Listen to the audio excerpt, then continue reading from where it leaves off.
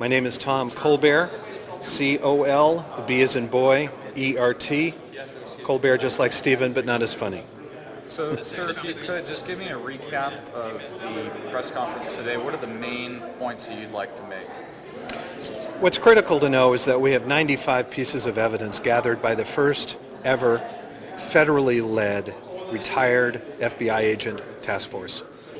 These 40 members, 23 of them feds, have found an astounding 95 pieces of evidence.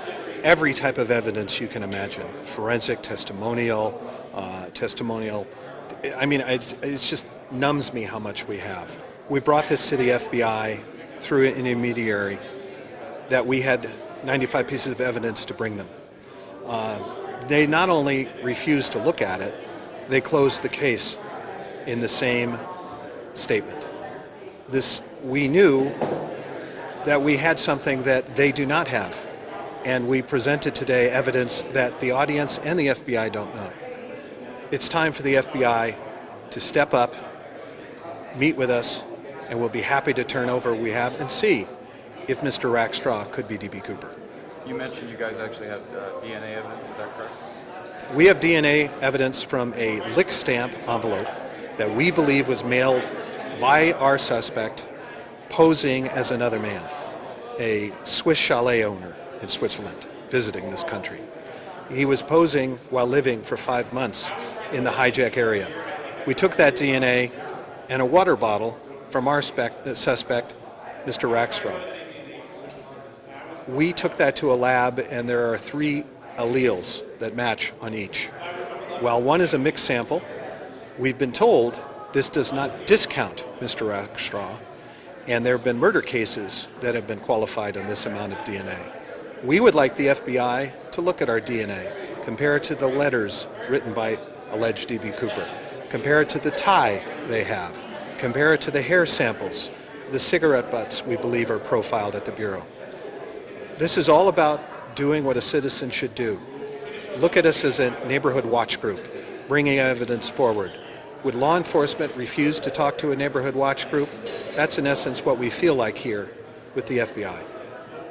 How confident at this point that your suspect that you guys mentioned tonight is D.B. Cooper? How confident? Personally, I absolutely believe our subject is D.B. Cooper.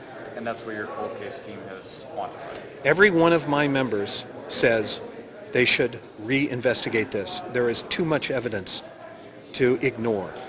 I would tell you 1/3 of them have flat out said, this is absolutely Cooper, and they need to come forward and look at this evidence. Give me just a quick overview about your cold case team and what a team like that could mean for this country and how we could use that outside of law enforcement than what we currently have. My wife and I created this team for this case, but we realized the amount of talent sitting in their chairs, on their fishing boats, bouncing their grandkids, that would love to pick up the phone and consult on cold cases like this.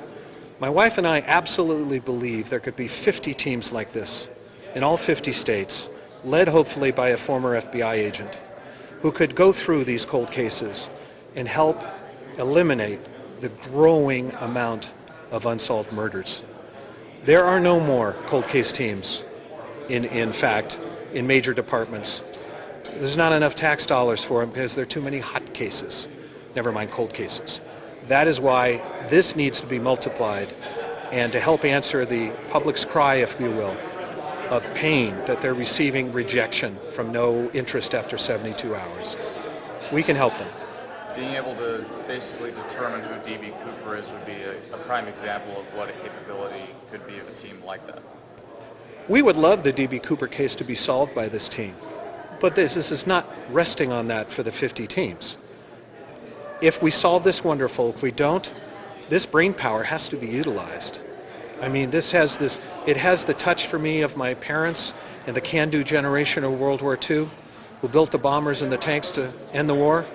I also see it as the Minutemen who were knocked on the door of the Revolution and said, we need your help.